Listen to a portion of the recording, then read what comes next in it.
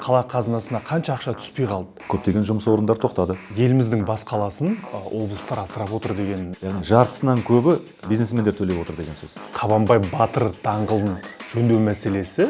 Қабанбайдың өзін жаңағы кеңейту, ол сіз айтқан 91 миллиард емес. Премьер-министрдің 3 орынбасары бар.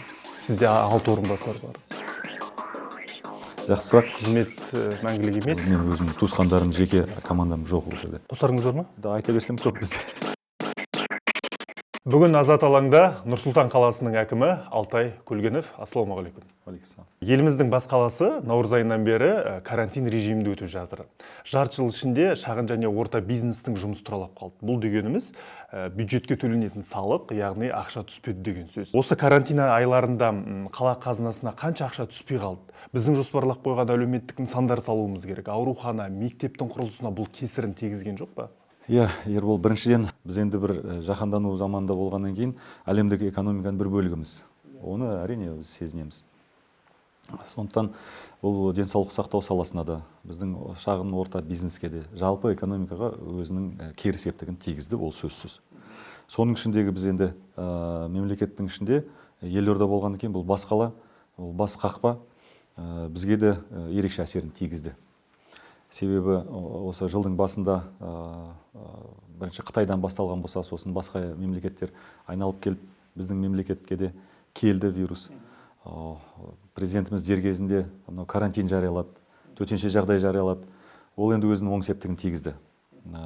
Бірақ сол төтенше жағдай кезінде, карантин кезінде, енді біріншіден ол арақашықтықты сақтау, өзін оқшаулау, адам шоғырланатын жерге баруды тыйым салу, соның барлығы өзінің күнделікті тұрмыс тіршілікке әсері тигізді. Соның ішіндегі орта шағын бизнессіз қойған. Көптеген жұмыс орындар тоқтады. Ол енді мәжбүр болдық оны жасауға. Себебі ол жерде мыңдаған адам үлкен ұжымдарда, коллективтерде жұмыс жасайды. Тығыз қарым-қатынас болғаннан кейін ол вирус жұғу қаупі еселене түседі. Сондықтан 75%-ке дейін жұмыс тоқтады. Әрине ол жерден салық та бар, сосын өндіретін өнім де бар, сосын жаңағы ақша айналым да бар, оның барлығы тоқтады уақытша. Бірақ қазіргі біздің есебіміз бойынша әлі нақты болжам қиын, бәрін толық айтуға. Ол жылдың соңында белгілі болады. Қазіргі есебіміз бойынша 60 миллиардтан астам қаражат жергілікті бюджетке түспейді. Ол енді қомақты қаражат. Әрине сіз айтқандай біздің біраз жоспарымызға өзгеріс енгіздік. Көптеген ойларымызды кейінге қалдырдық. Президентіміз жұмыспен қамту картасын қабылдады.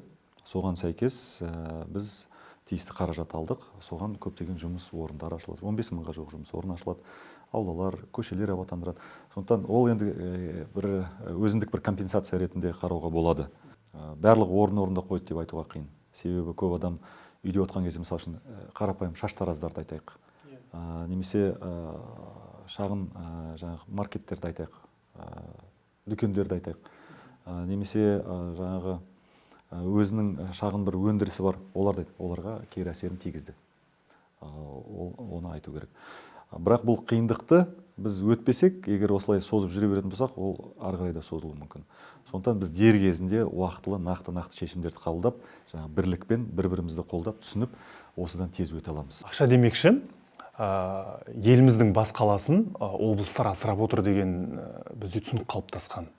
Яғни, елорданы мемлекеттік дотацияның есебінен ұстап отырмыз. Осы пікірмен келісесіз бе? Жалпы бас қаламыздың жылдық бюджеті қанша?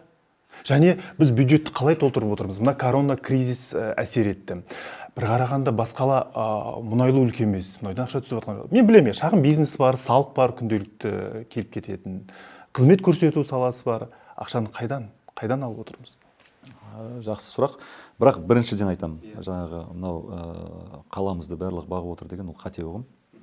Мысалға, біз конституциямызға сәйкес біртұтас унитарлы мемлекетпіз. Әрине, әр өңірдің өзінің ерекшелігі бар.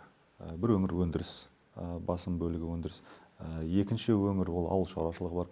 Үшінші өңір қызмет көрсету саласы, банктер бар, басқалар бар. Елордамыз бірнеше жылдан бері ол донор болып келеді.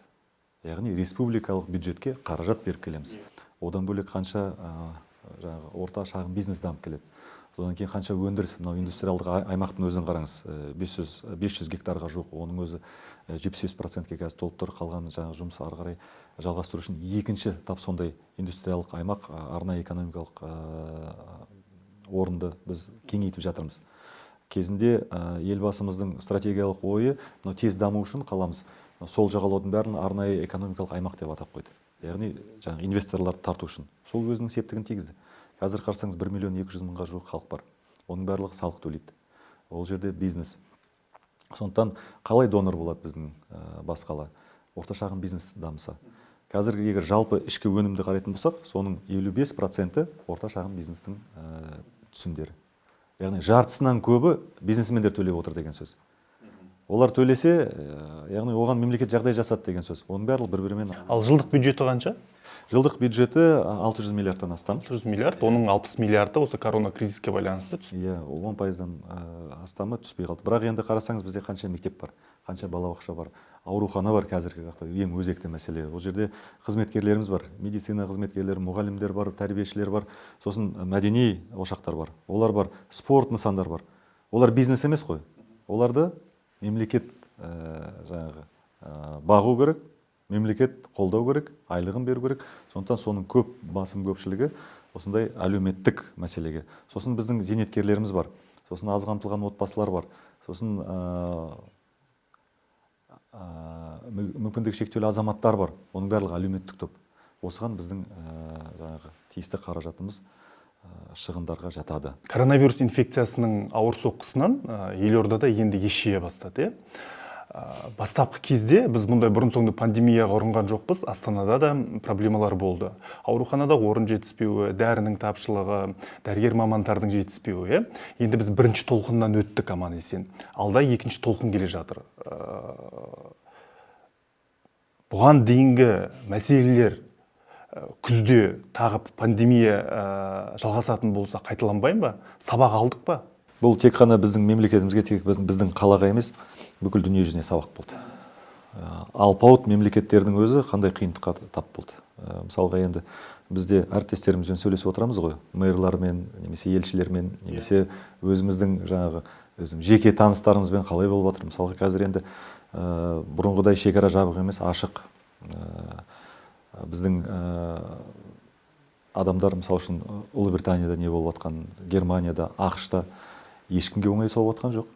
Мысалы үшін, Солтүстік Корея, немесе Оңтүстік Корея, немесе Жапония, барлық мемлекетті алатын болсаңыз, оңай шаруа, оңай соққы болған жоқ. Италияны көрдіңіз қалай болған. Яғни дамыған европалық мемлекеттерде осы ауруханаларда орын жетіспеді. Ең жаңағы бірінші толқын дейміз ба, екінші толқын дейміз ба, білмеймін, ол үлкен бір толқын келді. Ол вирус жаңағы апат айтып келмейді дейді ғой. Келді. Оған енді өзіңіз қараңыз, жай қарапайым кезде бізде мысалға бір 400 дәрігер жетіспейтін болған. Соны біз жыл сайын жаңа мамандармен медициналық университеттерден, колледждерден алып отыратынбыз. Өзіңіз қараңыз, қалаға бізге тиесілі 10 аурухана бар. Сосын 31 емхана бар, поликлиникалар бар. Одан кейін енді біз елорда болғаннан кейін республикалық біздің ауруханаларымыз бар. Солар жақсы көмектесті қазір. Бәрі бір тұтас біздің медициналық инфрақұрылым. Көрдіңіз. Тез арада біз күніге бір ауруханадан ашып отырдық. Біздің енді елорданың инфрақұрылымы бар, оған шүкір. Бірақ әр өңірде ондай жағдай бар деп айтуға болмайды. Ең алғашқыда 3 стационар болды бізде. Нақты инфекциялық стационар. Ал енді күнделікті адам көбейіп жатқаннан кейін 4-ші, 5-ші, 16-ға дейін жеттік. 16 стационар, 4000 орын аштық. Алғашқыда 3 стационарда 1000 орын болған.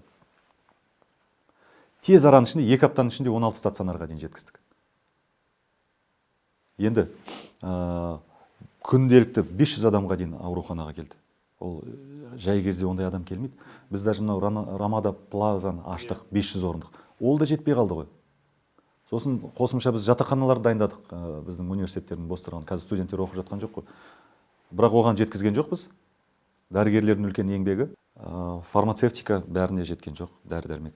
Біз өзіміз бюджеттен қаражат шығарып, қаншама 7-8 бортқа біз тез арада алып келдік. Қазір аптекада сондықтан ажиотаж басылды. Қазір қарсаңыз, пневмония 3,5 есеге азайды. 1348 болатын болса, қазір 300-ге дейін төмендеді. 4 есеге дейін азайып кетті. Ол біріншіден сол жүйелі түрде жасаған жұмыстың нәтижесі. Сосын жедел жәрдемге күнде 3000-нан астам шақыру болды. Егер 4300 ең жоғары деген пик келген кезде 4300 телефон шалу болған әртүрлі сұрақтармен. Ал шақыру 3000-нан асты. Қазір 1000-ға дейін түсті. 3 есеге дейін түсті. Соның ішіндегі ковидқа байланысты егер басында 500-ге дейін шақыру болатын болса тәулігіне, қазір 70-ге дейін түсті. Одан кейін реанимациядағылар 50%-ке дейін түсті. Ал стационардағылар 35%-ке дейін, төсек орындағы жатқан адамдар 35-ке дейін түсті. Бұл енді осыдан біз сабақ алуымыз керек. Біріншіден барлық қоғам мүшелері соны үлкен жоғары жауапкершілікпен сезіну керек. Одан кейін барып, сонда бір-бірімізді кінәламаймыз. Екінші толқын күзде келу қаупі өте жоғары. Себебі ОРВИ сезон деген болады. ОРВИ грипп бар, басқа да бар, тұмау дейді. Ол енді мүмкін қыркүйек айында әлі күн жылы болады ғой. Сосын жылыту маусым басылады. Бізде енді біз солтүстікке жақын өңіріміз ғой. Сол ОРВИ басталған кезде қауіп өте күшейеді. Сол қауіпте біз дайын болу үшін қазір резервті тиісті төсек орын, тиісті стационарлардың бәрін дайындап отырмыз. Әрине бұл сынақ болды, үлкен салмақ болды. Бірден осыншама адам ауырады деп ешкім күткен жоқ. Оны мойындау керек, алғашқыда көп адам сезген жоқ.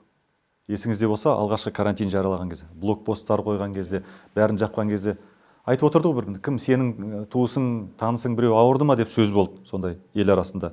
Даже ол кейбір жаңағы блогерлар немесе басқа жаңағы көп адамға танымал өзінің жаңағы Инстаграм арқылы немесе Фейсбук әлеуметтік желілерде сондай таратып жүрген адамдар да болды. Ол мысалы үшін мемлекеттің жасап отқан әдейі жасап отқан жұмысы дегендер де болды. Әртүрлі кер тартпа әңгімелер болды. Сенбеді. Ол тек қана біздің мемлекетте болған жоқ, ол көптеген елде болды. Ал келіп басына түскен кезде өкінішке орай кеш болды. Біз соны мемлекет жаңағы Европада болып жатқан, басқа елдерде болып жатқан ескере, мысалы үшін президентіміз осындай карантин жариялап уақытында шешім қабылдады. Бірақ 11 мамырда төтенше жағдай бітті деген кезде көбісі ұмытып кетті. Вирус бар екен. Бұйрықпен вирус кетіп қалды деп ойлаған шығар. Ол адам ол бұйрықпен кететін болса, біз оны баяғыда бұйрық беріп кетіріп жіберетін едік, келмей ақ қой сен бізге керек емессің. Олай айта алмаймыз ғой. Вирус бар, әлде де бар, қашан кететінін ешкім білмейді. Ол егер тарихқа жүгінетін болсақ, мысалы үшін кезінде чума болды, басқа болды, адамзатта тарихында талай қиындықтар сынақ өткен ғой. Сол кезде кең таралатын қандай да бір вирус болатын болса, тек қана әлеуметтік дистанция, өз-өзін оқшаулау, карантин, қазіргі сөзбен айтқан кезде сол ғана жәрдем берген. Ал ол кезде мынандай қазіргідей жылдамдық, қазіргідей жаңағы азаматтар, мысалы үшін техника, тығыз байланыс, тығыз аралас құрлас болған жоқ қой. Ол қазіргі жаңағы заманның сынағы деп айтуға болады осын. Сондықтан қандай біз сабақ алдық? Біріншіден дәрігерлер тез арада бұл жаңа вирус болған екен, басында барлығы ОРВИ сияқты болды деді. Жоқ, олай болған жоқ. Сосын жаңағы пневмония деп ойлады. Ол одан да қаупі бар вирус екен. Өте қауіпті вирус. Оны дәрігерлер күнделікті үйреніп отырды. Бірнеше рет протокол өзгерді. Жаңағы дүниежүзілік денсаулық сақтау ұйымымен немесе басқа да біздің тәжірибе алған алғашқы рет бізден алдын бірінші сол вируспен кездескен қалалармен, мемлекеттермен тәжірибе алмастық. Мынау мамыр айынан кейін барлығы көбісі демалысқа шықты. Бір-біріне қонаққа бара бастады. Сосын тойға немесе жасырын той жасап, туылған күн жасап, садақа, ас басқа. Енді біздің енді қалыптасқан жағдайдағы өмір сүру стандарты қазірге сәйкес келмейтінін түсіндік. Бәріміз түсіндік. Себебі енді мемлекет айтып отыр, біз қанша рет теледидарға шығып айттық, маска киіңіз, дистанция ұстаңыз, көп адам жерге бармаңыз, өйтпеңіз, бүйтпеңіз, болмайды. Ал енді әр адамның қасына бір-бір полицейский, бір-бір санврач қойып қоя алмайсың ғой. Өкінішке орай. Содан кейін больницалардың бәрі, ауруханалардың бәрі лық тола бастады, көрдіңіз. Мен түсінемін, енді әкімдерге де оңай тиіп жатқан жоқ. Бірақ қоғамның, қарапайым халықтың билікке қойып отырған талабы да күшті. Әсіресе жергілікті атқамінерлерге. Тіпті кей өңірлерде әкімдерге ханның қызы емессіз, түсіндіріңіз жағдайды деген тұрғындардан өкпе реніш болып жатыр.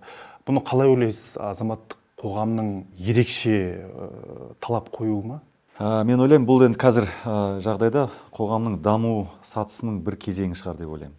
Ол енді біздің біріншіден мәдениетімізге байланысты, сосын білімімізге байланысты, сосын шенеуніктер бәрі бірдей емес қой. Мемлекеттік қызметтегі немесе биліктегі азаматтардың келген азаматтарға деген қарым-қатынасына байланысты. Оның барлығы тұтастай қарау. Жалпы халықтың сыны кейбір тұстар орынды деп есептейсіз? Әрине, сын болу керек, орынды сын да бар, объективті сын да бар, субъективті де бар. Немесе жеке бір қастандық жасайтын адамдар да бар. Енді өмір болған кейін әртүрлі болды. Сын болу керек, сыни көзқарасымен қарау керек. Бірақ ол әр нәрсе өз орнымен болу керек деп санаймын. Біздің жұмыс болғаннан кейін бізге сынаушылар көп болады. Біз енді күнделікті талай мәселелермен айналысамыз. Әрине, адамдар көп мәселе шешілмегеннен кейін осы жергілікті билікке келеді.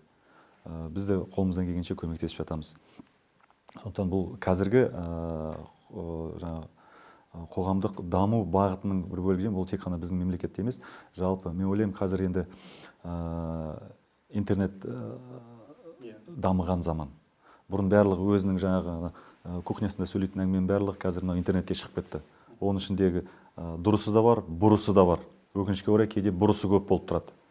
Қарасаң, оқысаң бір қараспаң түңіліп жерге түсетіндей болып кетеді. Оның көбісі шындық емес қой. Сондықтан ақ пен қараны ажырата білу керек деп ойлаймын. Сіз осыдан бір жыл бұрын елорданың әкімі болып тағайындалдыңыз. Сол кезде президент сізге ең басты мәселенің бірі ретінде осы үлескерлердің мәселесін шешуді тапсырды. Қарап отырмын, көріп отырмын, кейбір үлескерлер үйіне кіріп жатыр, олар қуанып жатыр. Бірақ кейбір адамдар әлі үйлеріне кіре алмай жүр. Сондықтан олардың әкімдікке деген пікірі басқа. Жақында ғана мен интернеттен көрдім, осы Шығыс жағалау кешенінің тұрғындары тағы наразылық білдіріп жүр. Сонда бұл мәселенің әлі толық шешілмегенін байқата ма? Қанша уақыт керек осы үлескерлер мәселесін жауып тастау үшін? Біріншіден тәртіп керек. Сол проблема болмас үшін. Бірінші тәртіп, жауапкершілік керек. Ол қайдан пайда болды үлескер? Біріншіден мемлекет сол құрылысшыға сенім білдірді дейік. Ол айтты, мен бизнес өкілімін. Мен осыны қатырып саламын. Маған жер бер. Мемлекеттің қазір doing business деген білесіз ғой. Барьерлерді алып тастау керек, ешқандай кедергілер болмай, қолдау керек. Ал қолдады бәрін. Сол сенімді ақтады ма? Сенімді ақтамай былай тұрсын, адамның бәрін алдап, алаяқтық жасап, түбінде түрмеге отырды. Жартысы қашып кетті. Енді қалған мәселе ол енді мемлекеттің мәселесі болып қалды. Ел өзіміздікі ғой, осы жерде тұрғаннан кейін адамдардың бәрі қалды.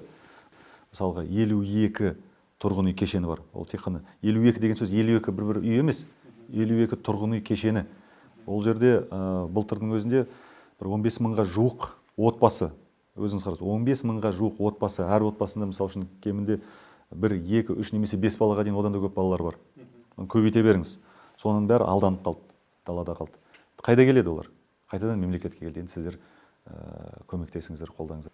Мынау котлованды қазғанда құжат жоқ, басқа жоқ, адамдардың ақшасын жиып алып қалтасына салып кетіп қалған. Бірде-бір құжат жоқ. Ол енді үйді салу үшін бірінші жаңағы жобалық сметалық құжаттама керек. Оны тиісті, оны зерттеу керек, оның өзінің есептері болу керек. Сосын оған қаражат болу керек салу үшін. Адамдарды жұмылдыру керек. Ол оңай шаруа емес қой. Айттың, бітті. Сен өзің мынау жеке үйді салу үшін қанша қиналасың? Солай емес пе? Үйді ремонттау үшін қанша бір отпуск алып жартысы кетіп қалуы мүмкін. Солай емес пе? Ол да жетпей қалуы мүмкін. Ал енді үлкен тұрғын үй кешенін салу үшін оған үлкен дайындық керек. Біріншіден оған қолынан іс келетін адам жасау керек. Сондай алаяқтар өкінішке қарай болды. Енді жарайды, ол проблема бар. Оны шешу керек. Бір күнде шешілмейді ол. 2 күнде шешілмейді. 1 жылда да шешілмейді. Бірақ күнделікті біз соны біртіндеп оң шешім тауып келе жатырмыз. 2019 жылы 10 үйді іске қостық. 2,5 мың отбасы үлескер деп айтайық. Бір отбасыдан бір үлескер ғой. Оның артында жаңа өзінің отбасы тұр ғой. 2,5 мың отбасы алды. Әрине қуанды олар. Биыл біз 20 тұрғын үй кешенін жоспарлап отырмыз. 20. Жылдың аяғына дейін. Жылдың аяғына дейін. Енді мынау карантинге қарамай енді біраз қиын болды. Әлге дейін қазір оңай емес. Себебі біраз құрылысшылар да ауырды, оны жоққа шығарамаймыз біз.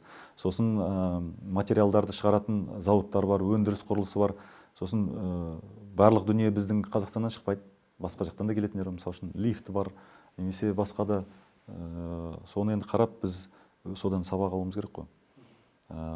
8.000 үлескерге біз биыл кілттерін беруді жоспарлап отырмыз. Әр үйдің статусы әртүрлі. Жаңа сіз айтқан шығыс жағалау ең бір қордаланған мәселелердің бірі. Фамилиясын айтпай ақ қойын, ол көзі тірі жүр, адамдардың арасында ешқашан жоқ демейді. Келеді оған, мен оны ертіп барам қолынан жетектеп, міне адамдар сұрақ қойып жатыр, жауабын бер. Күнде айтатын мәселе сол, берем дейді, адамдар өтірік айтып. Одан кейін бір біз араласуға тура келді, мемлекет. Шығыс жағалаудың қазір жұмыстар басталды. Былтыр барлық тұрып қалған. 3000-нан астам отбасы сол жерде үлескер. Қанша жылдар бойы күтіп отыр. Ең алғашқылар қазір 2004-те басталған. Сосын 2010-нан бері қарай 2012, 7-8 жыл кем дегенде күтіп отыр. Біраз адам кездескен кезде естіп қой, қанша эмоция болды.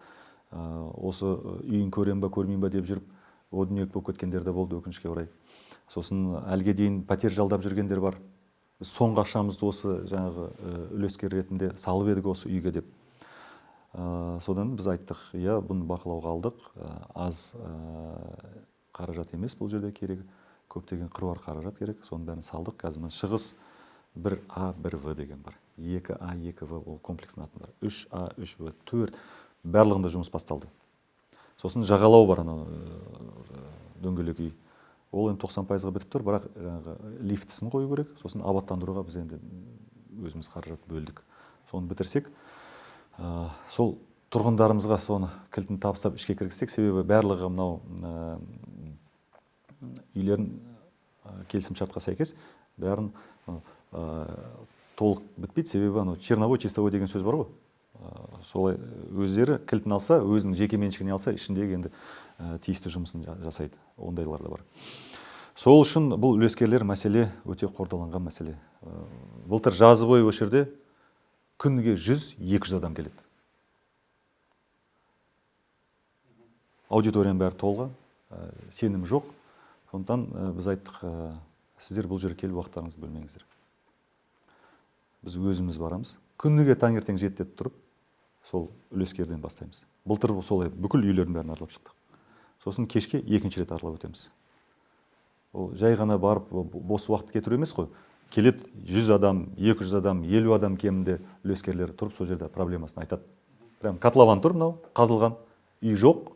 Мысалы үшін ол жерде 7 қабатты үй болатын болса, 9 қабатты үйдің ақшасын сатып жіберген. Түсініңіз ғой, немесе бір пәтерді 2-3 адам, немесе 5 адамға дейін сатып жіберген. Бұл жерде ұят былай тұрсын. Адам деген ақшаны көргеннен кейін біраз адам соны алаяқтыққа барып, қылмысқа барған, қанша адамның тағдырына, қанша адамның өміріне зиян шегіп отыр ғой оның барлығы. Енді ешқандай бір сөзбен айтып жеткізе алмайсың. Сол мәселені мемлекет шешіп жатыр. Сондықтан мынау территория комфорта деген үй бар. Бір. Ол жерде біз барып қараған кезде мамандар бетон сапасы сәйкес келмейді. Ішіндегі арматура қалыңдығы сәйкес келмейді. Жаңа бір-біріне бетіп қосылатын жерлердің барлығы сәйкес келмейді.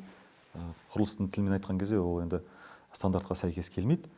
Ол адамдар кірмегенде жақсы қуандық біз. Егер адамдар кіргенде бір күн құласа не болады? Сол үшін оның бәрін үйді бұзып тастадық, қазір жаңадан құрылып бастап жатырмыз. Ал территория комфорта 2 деген бар. Ол жерде 2000 адам тұрады. Барып кездескен кезде адамдар айтады, бізде адрес жоқ. Жаңа жедел жәрдем шақыратын болсақ үй жоқ. Сайлау өтті, қай жерге барып дауыс береміз білмейміз. 2000 адам. Түсініңіз ғой? Поликлиника, емханаға баратын болса қай жерде тіркелдің? Адрес жоқ болғаннан кейін қалай тіркелеміз? Бір үйдің өзінде қанша қордаланған мәселе бар. Мынау үстіндегі фасад түсіп атады. Балаларымыздың адам басына түсіп кетсе не болады? Оның бәрін фасадын алып тастап, қазір жөндеп отырмыз. Ондай проблема көп. Тап сондай орбита. Көрдіңіздер, қазір барлығы әлеуметтік желілерге шығара береді ғой. Жаңағы балконы қисайып тұрған, мынау үй құлап кете ме деп барлығы. Оның да фасадын жөндеп жатырмыз, жаңағы балконын, басқасын. Айта берсең сондай проблема көп. Бірақ бір жылда болмайды. Былтыр да айтқанбыз, биыл да айтамыз. Ол бір, міне, былтыр 10 үй, биыл 20 үй, қалғандар 21-ші, 22-ші, 23-ші жылға дейін созылады ол. Оны айту керек. Себебі ол жерде жобалық сметалық құжаттамасын жасау керек. Сосын оның қаражат көзін одан кейін оны жаңа конкурс жариялап оны құрылыс салу керек. Бір үйді анау үлкен кешендерді кемінде 1,5-2 жыл салады. Сапалы жерге салу керек болатын болса, алдамай. Одан кейін соттасып жатқандар бар. Мысалға, мына үйде мысалға 350 пәтер салып жатыр. Ол жерде 500 үлескер бар. Үстіндегі 150 адамға пәтерді қайдан тауып береміз біз? Бір пәтерді 2-3 адамға сатып жіберген. Сондықтан ол оңай шаруа емес. Бірақ енді мемлекет осы азаматтарды қолдау үшін осындай тиісті бағдарлама салды. Бұл қайтарымды ақша. Мысалға қаражат бөлінді ме 40 миллиард. Сол үйлерді салады. Бірінші жаңа үлескерлердің өзінің құйған қаражатына сәйкес пәтерін береді. Қалған салған үйді сатып, біз соны мемлекетке қайтаруымыз керек. Сонда үлескерлер мәселесі өте күрделі мәселе. Оны қайталанбас үшін біз қазір мониторинг жүргізіп, рұқсатынсыз сатып жатқан үлескерлердің компаниясы болса, оның тізімін интернетке жариялап отырмыз. Оған бармаңыздар. Себебі ол алаяқ. Сосын шақырып біз айтамыз оған. Сен мына жерде заңды бұзып жатсың. Анау үлескерлер сияқты қайталауға болмайды проблеманы. Оның ішінде ірі компаниялар да бар. Сондықтан бұл жерде енді тәртіп керек, сосын жауапкершілік керек. Әрине оны қайталанбас үшін біріншіден құрылыстың да жауапкершілігі бар. Бизнес. Мен бизнес өкілімін, қазір бизнес тексеруге мораторий. Көрдіңіз ғой? Мораторий жарияланған. Қазір осы күнделікті біз көріп отырмыз. Мораторий деп кейбіреулер соны теріс пайдаланып жатқандар бар. Бірақ адамның қауіпсіздігі үшін оны біздің қарап отырмаймыз. Мораторийда да өзінің тиісті ережелері бар. Егер адам өміріне қауіпсіз болатын болса, егер басқа да теріс жағдайлар кері әсерін тигізетін болса, біз барып тексереміз, қараймыз, сөйтеміз, жауапқа тартамыз. Әкімдіктің алдында тұрған тағы бір проблема ол Астананың шеткер аймақтары. Біз үнемі Астананың сол жағалауымен немесе орталығын жалтырата береміз. Бірақ мен жолаушым пойызға жиі мінем, Астанаға, Елордаға, туыстарыңмен кіріп келе жатқан кезде сұрқы қашқан үйлерді көріп, шынымен мен Елордаға келе жатырмын ба деп ойлап қаласыз. Шеткер аймақтарды істедік. Ол жақтағы үйлерді жөнге келтірдік пе? Су, коммуникация, газ деген мәселелер шешілді ме? Сөзіңіз орынды. Біріншіден қаланың шеткер аймақтарында бізде 16 сондай шағын аудан бар, жеке сектор ғой, енді былай айтқан кезде. 16. Сол жерде 300 мыңға жуық халық тұрады. Ол 4-тен бірі. Егер мысалы үшін 1,200,000 болатын болса, әрбір 4 адамның біреуі сол шеткер аймақтарда тұрады деген сөз. Әр елді мекен проблемасын айтып бере аламын. Мысалы үшін Илинка деген бар мына жерде, Үркер. Сол жерге барған кезде былтыр олар айтты, жаңа сіздің сөзіңізбен. Біз ана сол жағалаудың жарқырап тұрған жаңағы бейнесіне қарап, жарықтарына қарап, біз армандап отырамыз, біз қашан болады екенбіз деген. Ондай сөз де болды. Бізде қараңыз, мына лампочка жанбайды дейді, мына жерде аялдама жоқ дейді, мына жерде тротуар жоқ дейді, ана жерде балалар ойнайтын алаңша жоқ, анау кәріз желілер, канализация. Олар тоқтап қалды, астынан су шығып жатады, мектебіміздің шатырымыздан су өтеді, мынау емханада көлік жоқ. Барлық сол халықтың аузынан шыққан сөз. Соның бәрін бір жылдың ішінде жоспарға жасадық, мысалға. Көше жөндеу басталды. Жаңа жерде афганский поселок деген де бар, көшенің бәрі барып, бір апай бар. Біздің келдің, қараңыздар, келіп қараңыздар, мына жерде біз көктем сайын суға батып жатамыз. Осы өткен жұмада бардық. Жол барды, су келді, жарықтандыру келді. Сосын екі үлкен алаң жасадық. Балалар ойнайтын, немесе зейнеткерлер өзінің немерелерімен шығатын, сол жерде демалатын орын, жастар спортпен айналысатын орын. Емханаға көлік бердік, тиісті құрал жабдықтармен көмектесіп жатырмыз. Жаңа мектептің проблемасымен айналысып жатырмыз. Кәріз желілерін жөндеп жатырмыз. Әлі жұмыс біткен жоқ. Енді ол жерде интернетті күшейту керек, себебі халықтың саны көбейіп жатыр, салмақ түсіп жатыр. Қазір оқу жылы басталғанға дейін үлкен антенна қойып береміз, себебі байланыс күшейсін деп. Одан кейін оптоволокно дейді, соны алып баруымыз керек Қазақтелекоммен. Тек бір ғана Үркердің проблемасын айтып бердім сізге.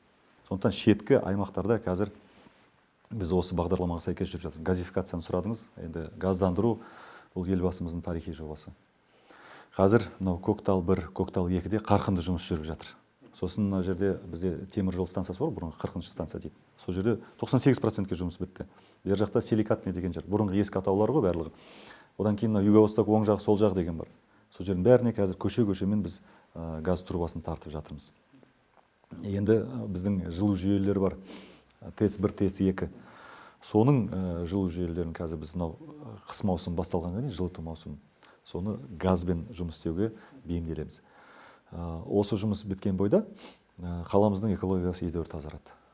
Жеке секторды қарасаңыз, әсіресе Юго-Восток, Тілендиева жақта жел жоқ кезде, қақыраған аяз кезде барлық көмірді өкіртіп жағып атады.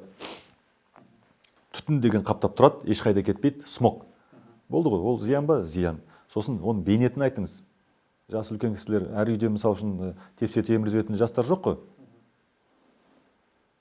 Түнімен түн ұйқысын 4 бөліп тұрып, көмір жағып, ал көмір оты түтін шығып атса не болады?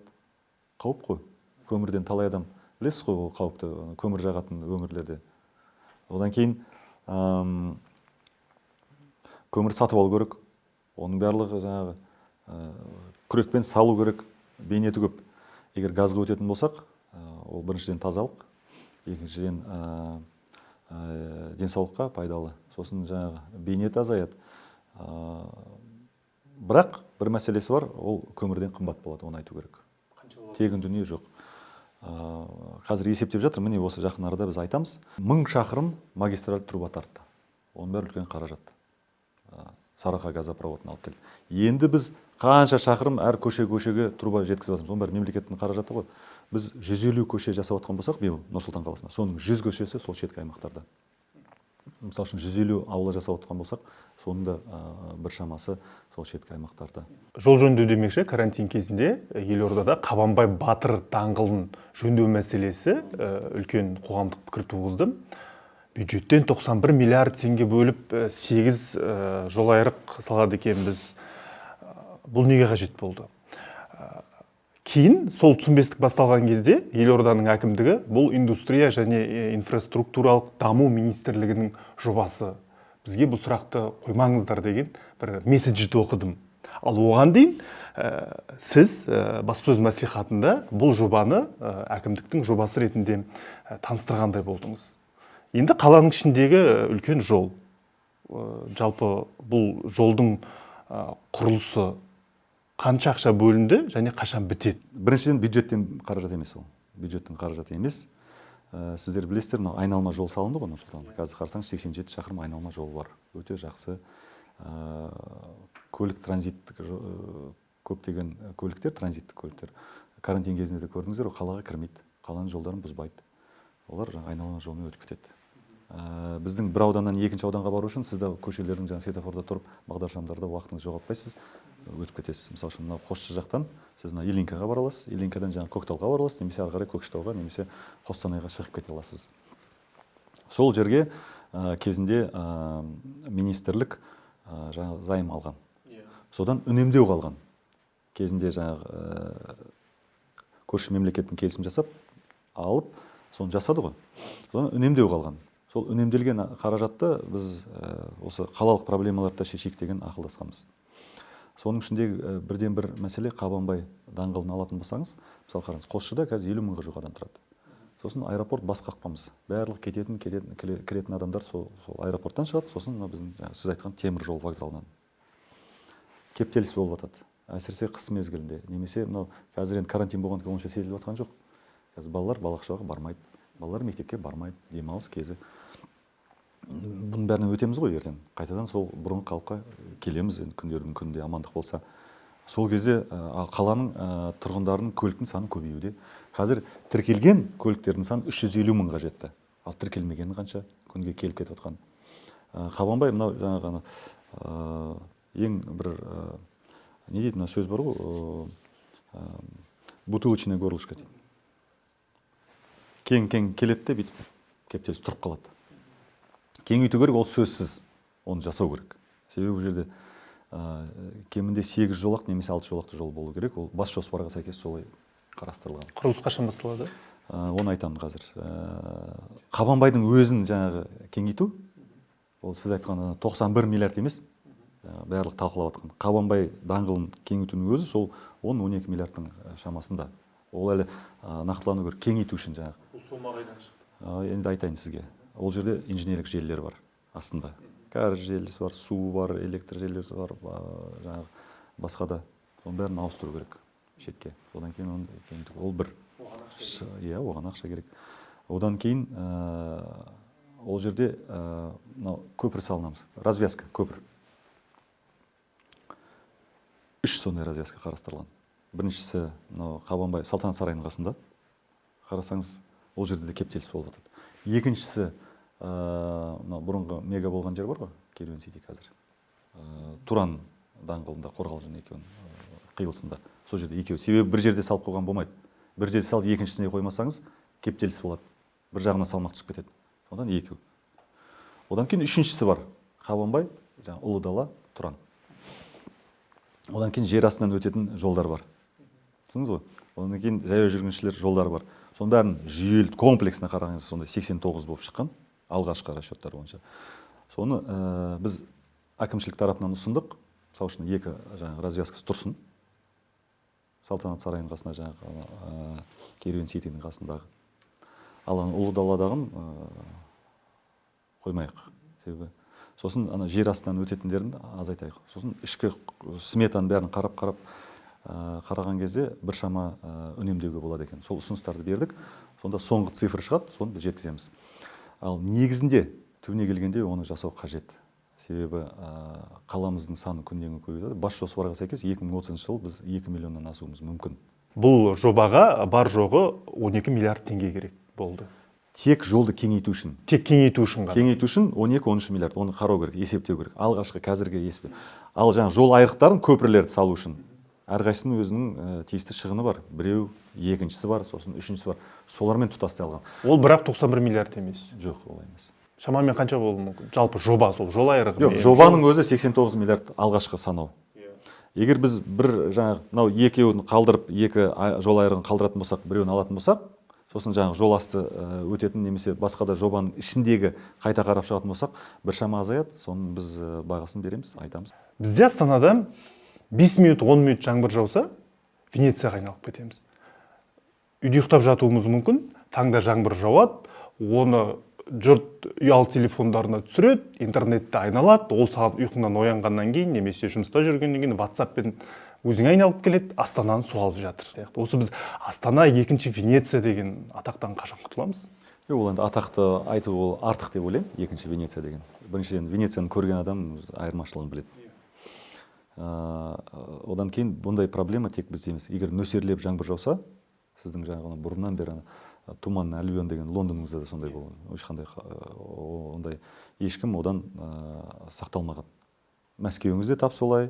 Бізде енді климат кішкене ұқсастау ғой. Басқа қалаларда көрсеңіз, кейбір мемлекеттерде су шайып кетіп жатады. Мен қазір үш проблеманы айтайын. Біріншісі Бауыржан Момышұлында қанша су келіп су асты кемесі де шығып, адамдар соны талқылап жатты. Сосын Имановадағы жақында нөсер жауған кезде айтты. Ол жыл сайын болатын проблема мысалға. Залповый жауған кезде нөсерлеп су жиналып қалды. Әрине ол кетеді ғой, бірақ уақыт керек. Ал сол болмас үшін не істеу керек? Біріншіден сол астындағы трубалар кеңейту керек. Тазалау керек оны. Сосын жүйелі түрде барлығын бір-біріне қосу керек. Сол қазір жасалып жатыр. Бауыржан Момышұлындағы жоба биыл күзде бітеді. Ол жердегі, мысалы үшін, диаметр 1000 миллиметр болған, яғни 1 метр. Соның 60% толып қалған. Суретін жіберейін сізге көрсетейін. Біз қазған кезде көрдік. Сосын контруклон тұр. Егер су былай қарай кететін болса, труба теріс қарап қисайып тұр. Оның үстіне 60% жабық тұр. Қалай су кетеді? Кетпейді су. Ол жерге біз 1800, яғни 2 есеге дейін кеңейттік миллиметр диаметрін темір бетон трубаларды қойдық. Сосын кәріз желілер суды жинақтайтын орындарды да кеңейттік. Ал Ташеновада көрсеңіз, қазір жолдың жартысы жабық. Ол жерде кәдімгі бір су жиналып қалған бір қоқыс орны болды. Иісі де жаман, талай жылдардан бері сол кәріз желінен келіп құйыла берген, оны аспан ашты, үстін бәрі ашық, солай тұрды. Оның бәрін біз босаттық. Орнына 43 мың текше метр болатын үлкен су жинақтайтын орынды салып жатырмыз. Оны күзге дейін бітеміз. Бірақ үстін абаттандыру ол келесі жылы қалады, себебі биыл үлгермейміз. Биыл сол жүйені жұмыс жасатқызсақ, суды қабылдап, сол жерде жинақтап, одан кейін ары қарай жіберу керек. Фильтр өткеннен кейін. Сосын Туран даңғыл бойында ол жерде де бар. Осындай, оны да жасаймыз. Ал негізі осындай жиналатын орындар 130-дан астам қалада. Енді қарасаңыз, рельефке де байланысты. Біз жазық дала ғой, Сарыарқан. Егер кейбір қалаларда болсаңыз, жоғары жақ бар, төмен жақ бар деген сай бар, су кететін. Бұл жерде жазық. Сол үшін кәріз желілері дұрыс жұмыс жасау керек. Ол негізгі проблемалардың бірі. Сонымен біз қазір айналысып жатырмыз. Енді Астанадағы тағы бір сақалды құрылыс, ол ЛРТ мәселесі. Қалқайып, сол бағаналары ғана тұр. Құрылыс жалғаса ма? Қаржыландыру жайы қалай болып жатыр?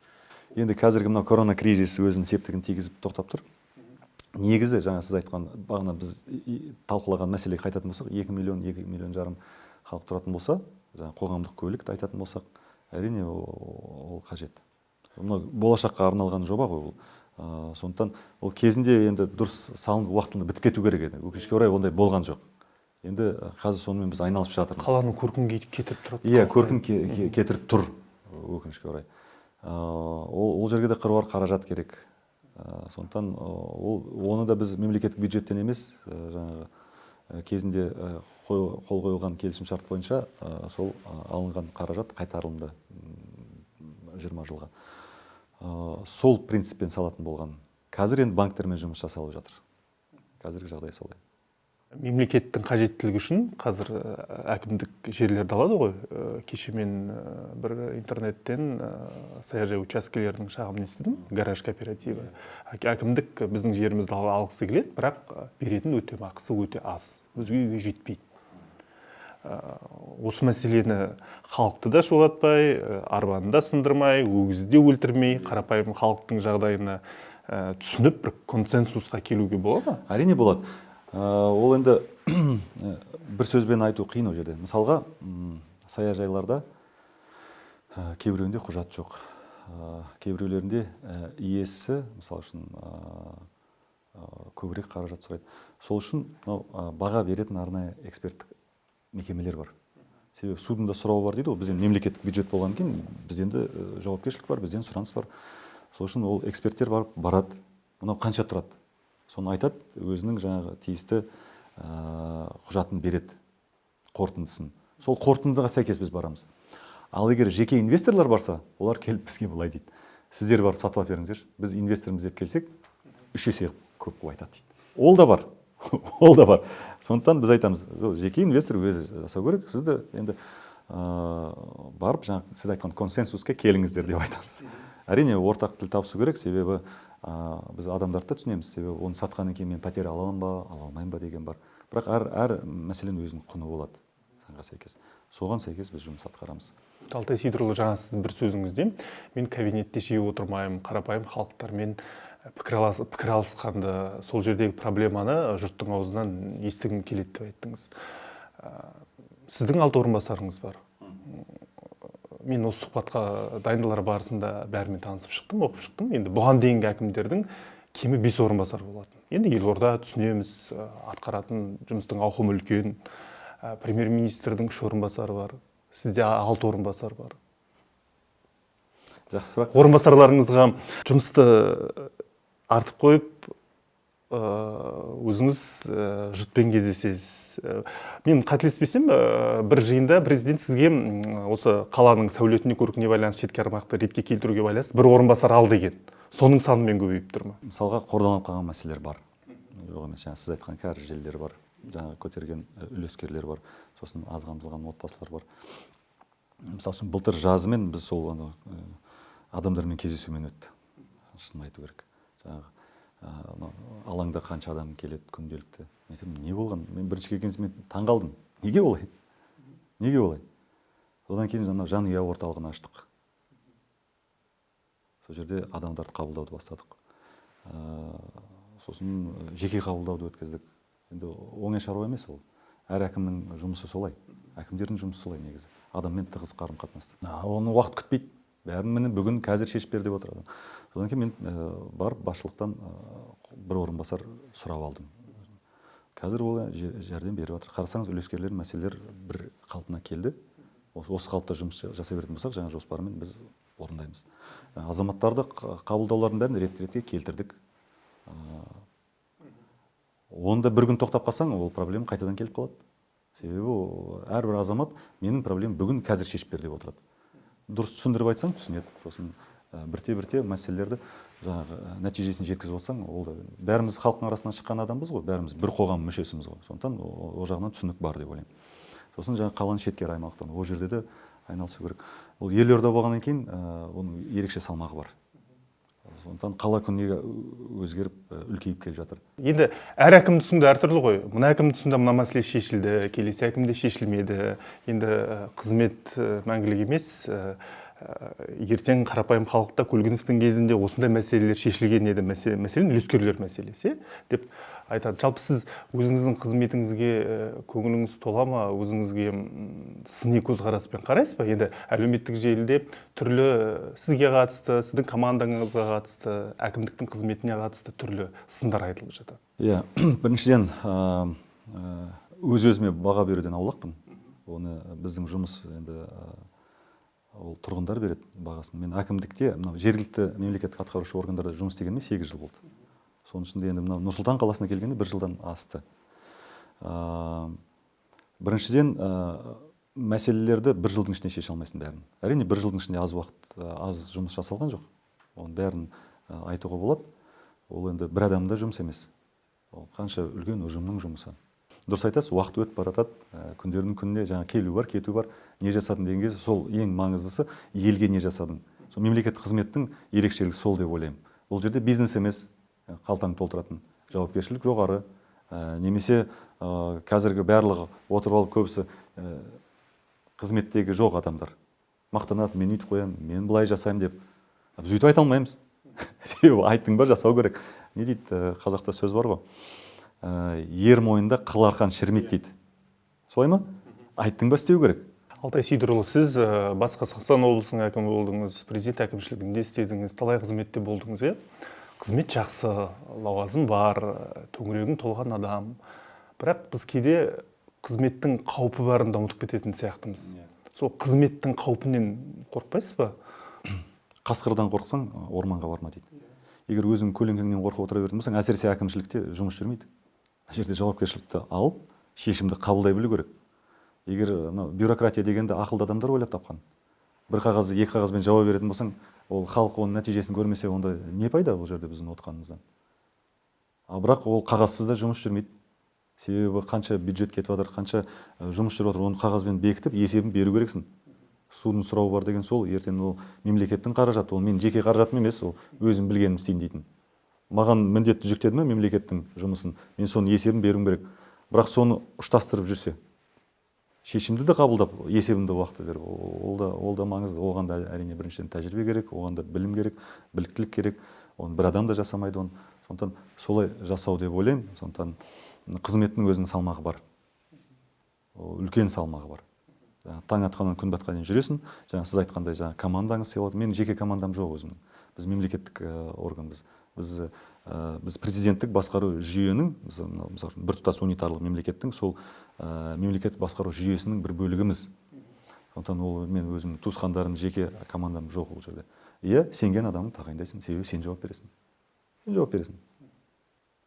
Ал әркімнің, әр басшы, оның да өзінің біліктілігі бар, білімі бар, тәжірибесі бар. Біреу жақсы жасайды, біреу одан аз жасайды, біреу жаман жасайды. Өмір болғаннан кейін сол ауысып өзгеріп жатады. Бірақ мысалы үшін ротация деген орталықтан жергілікті атқаруға, жергіліктен орталыққа кетіп жатады. Сондықтан бұл тоқталмайтын, ары қарай жалғасатын жүйе. Сол сын болу керек деп ойлаймын. Мен өзім сыни қараймын, өз жұмысыма. Жаңағыдай қазақта бар ғой, қамшылап отырып жұмыс жасамасаң, өз-өзіңді біріншіден сосын тәртіпке қарап жұмыс жасамасаң нәтиже болмайды қазіргі уақытта. Ешкім күтіп отырмайды, қашан келіп, мысалы үшін маған жасап береді екен деп. С моря погоды ждать деген сөз бар ғой, орыстарда. Отырып алып, біреу біздің шаруамызды бітіріп бермейді. Өзіміз жасау керек. Мынау зымырап өтіп жатқан уақыт, көз ашып жұмғанша 1 жыл өтіп кетті. Енді әкімшіліктің жұмысы солай, әрбір мен ойлаймын, әріптесіміз солай жұмыс жасайды біздің. Тек қана Нұр-Сұлтанда емес, бүкіл 17 өңір бар барлығы. Бізде сенбі жоқ, жексенбі жоқ. Біз 6-да жұмыстан шықпаймыз. Мен қазір құрылыс болған екен, әріптестерімізбен күн батқанға дейін барып құрылыс нысандарын аралап келеміз. Соның ішінде екі ортада барып халықпен кездесіп жатамыз. Абаттандыру жұмыстары жүріп жатады. үлескер болсын, жаңағы канализациясы болсын, газификациясы болсын, басқа болсын. Сонда басында тұрып қараған кезде қалай жүріп жатыр, сол оңайырақ. Біздің енді шаруамыз солай, шаруашылық жұмыс солай деп ойлаймын. Сондықтан өзіндік салмағы бар. Иә, қауіп әркімнің үйінде де бар қауіп. Ол егер жеке бизнесте болсын, жеке өзіңіздің отбасыңызда да болсын, жауапкершілікті алып шешім қабылдамасаңыз ешқандай шаруа жүрмейді ғой. Ал мемлекеттік қызметте ол еселене түседі. Бүгін біз ұзақ сұхбаттастық, бас қаламыздың, елордамыздың негізгі мәселелерімен атқарылып жатқан жұмыстарды естідік. Осындай тығыз жұмыс кестеңізден уақыт тауып сұхбат берген үшін рахметімізді айтамыз. Сәттілік сіздерге. Осымен Азат алаң бағдарламасы аяқталды. Бүгін бізде қонақта болған Нұр Сұлтан қаласының әкімі Алтай Көлгінов. Сау болыңыздар.